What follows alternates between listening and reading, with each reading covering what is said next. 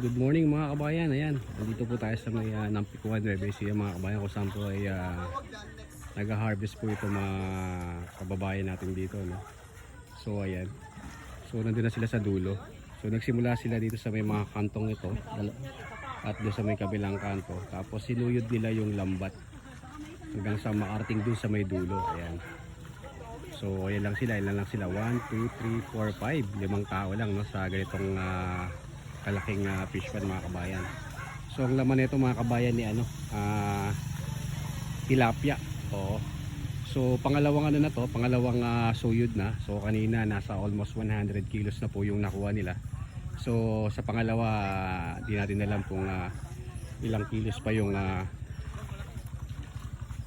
makukuha nila rito. So ayun po mga kabayan. So nag-start ata sila rito mga kabayan na February, no, nung ibinigay sa kanila yung mga fingerlings, no, ng BFAR. So ayan. So ayan, oh. Ayun yung pinakabulsa na tinatawag mga kabayan. So yung lambat na yun, yung mga dulo-dulo na yun, sa may pinakagitna, ayan yung pinakabulsa. Doon naiipon yung mga isda na nahuhuli. So ayan. So malamang to nasa mga 100 plus kilos na naman to mga kabayan. So grabe, February, March, April, May, June, July. So 5 months. 5 months lang mga kabayan, no? Harvest na sila. So nakakadalawang suyod na mga kabayan, pero kita nyo ang dami pa rin, ang dami pa rin tilapia no? Ayan, mga nakalutang. So siguro mga kahit 3 suyod, ang dami pa dun, no? Grabe, oh. So ang dami pa rin mga nakaalpas, no? Kasi hindi pantay yung hindi pantay-pantay yung lalim ng tubig. Merong hanggang leg, merong hanggang bewang.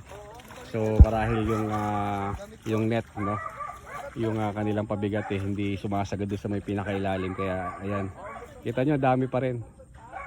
Pangalawang suyod na to mga kabayan. So ayan.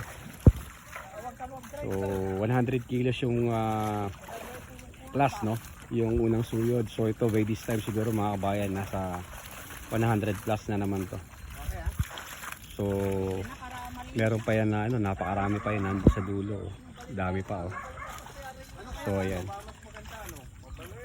galing. So ngayon lang ako nakakita ng mag-harvest ng tilapia. So ganun pala yung mag-harvest. So sinusuyod pala nung lambat, no? Dulo-dulo hanggang sa makarating sa magkabilang dulo nung fish pan. So yun nga po, simula doon tsaka dito hanggang sa makarating dito. So sinuyod lang to ng 1, 2, 3, 6 pala sila.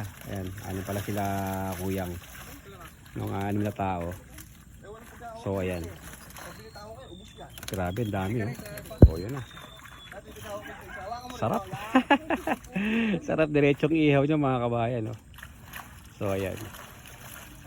So ayan, mga kabayan, thank you. Follow, like, and share po, Kabayan Art. Thank you. Yummy. Ayan. Para tayo nasa Tilapia Festival mga kabayan.